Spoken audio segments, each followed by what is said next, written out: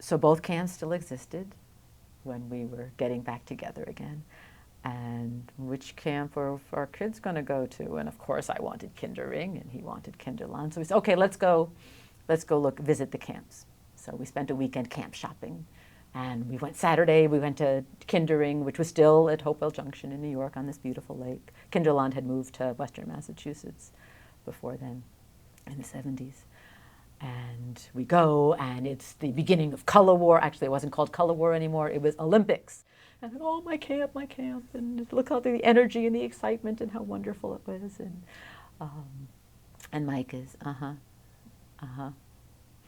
And then the next day we went up to Western Massachusetts, to Kinderland, and I set one foot in and said, this is a different place. It was smaller.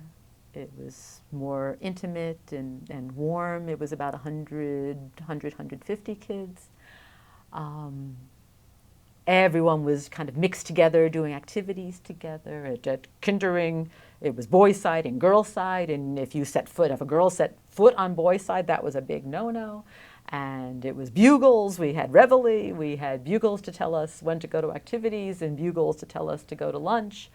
And I would just assume that's what camp does, because we have 600 kids. It's got to be regimented, or there'd be chaos. But here at a smaller camp, maybe it doesn't have to be that way. And the boys and girls, the boys' bunk is right next to the girls' bunk. Oh, how can that be?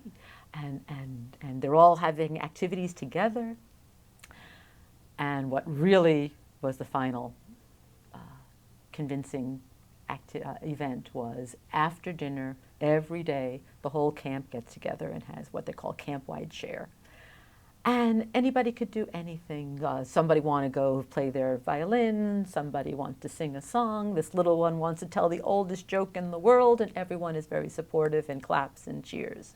And the little ones are sitting on the lap of the big ones, and that's all very nice and beautiful. And then this teenage boy, 13, 14, gets up and says, I've got amazing news. This must have been around 1984 or so, 1983, 4, anyway.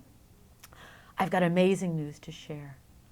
I just heard, I just read in the newspaper, and I go, newspaper? These kids read newspapers in the summer? We turn our brains off and have a good time and play ball. Don't know from newspapers.